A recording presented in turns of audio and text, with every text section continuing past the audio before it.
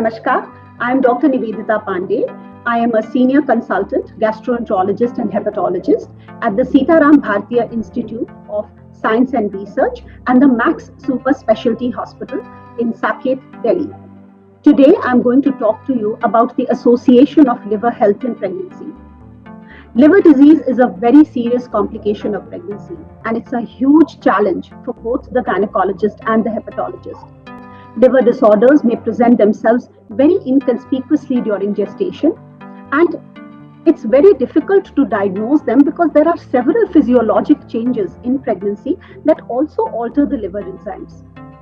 Deranged liver function tests are a very common problem during pregnancy. But generally, the liver diseases in pregnancy fall into two categories. There are those that are de novo or found or caused by the pregnancy, and then there are those that are completely non-related to or coincidental to pregnancy or may have been from pre-existing chronic liver disease that has become worse with the pregnancy. Pregnancy-induced liver diseases are several. Some of the more common ones are intrahepatic cholestasis of pregnancy, acute fatty liver of pregnancy, hemolysis, elevated liver enzymes, and low platelet count, which is sometimes known as the HELLP syndrome. Besides, preeclampsia, hyperemesis gravidarum are also associated with liver function test abnormalities. Non-pregnancy related hepatic diseases include acute and chronic viral hepatitis, cirrhosis with or without portal hypertension, biliary diseases like gallstones, primary sclerosing cholangitis, vascular alterations like the Budd-Chiari syndrome, Wilson's disease, autoimmune liver disease, metabolic disorders, drug-induced hepatotoxicity, and of course, the post-liver transplant state. Intrahepatic cholestasis of pregnancy is a very, very common syndrome that is found in pregnancy, and it is a very common cause of deranged liver enzymes. As a matter of fact, in centers which are high birthing centers, this is a very common reason for referral to a hepatologist. Preterm labor as well as fetal morbidity is very common with this disorder, whereas other diseases like the acute fatty liver of pregnancy and preeclampsia are associated with very poor maternal and fetal outcomes. Now, pregnancy-associated liver disorders also have some trimester occurrence. Non-pregnancy related liver diseases, of course, can happen any time during the 3 trimesters. The timing of when the liver test abnormalities have showed up does help us in finding the etiology, and it's very helpful in planning a treatment strategy because, as you know, during pregnancy, both maternal and fetal health is very important. Therapeutic decisions obviously have got to be made keeping both the mother and the child in mind and making sure that we make the diagnosis very rapidly such that we can have a favorable outcome for both. Let's talk about cirrhosis in pregnancy. You see, we find cirrhotics in general do have amenorrhea and are much less likely to be pregnant. So it is a very rare thing to be seen during pregnancy because of anovulation and infertility. But what is the real incidence of cirrhosis in pregnancy is largely unknown.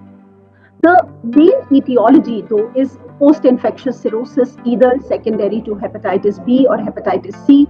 Of course, in this, jaundice or icterus, edema, coagulopathy, metabolic abnormalities, portal hypertension, and splenomegaly are the most common clinical findings in these patients. It is also reported, of course, that esophageal varices and severe portal hypertension have a very poor prognosis during pregnancy. Now, when we talk about pregnancy and liver diseases, what is the outcome? Now, the main factor that determines the maternal prognosis, of course, depends on the type of liver disease. What is the degree of impaired synthetic, metabolic, and excretory liver function? And the most important key, what is the timing of delivery?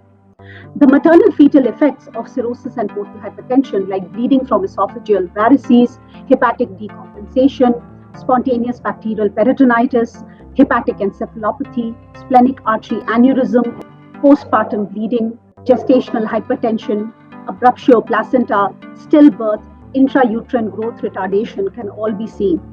Spontaneous abortions are much more common in pregnant women who have cirrhosis than the general population.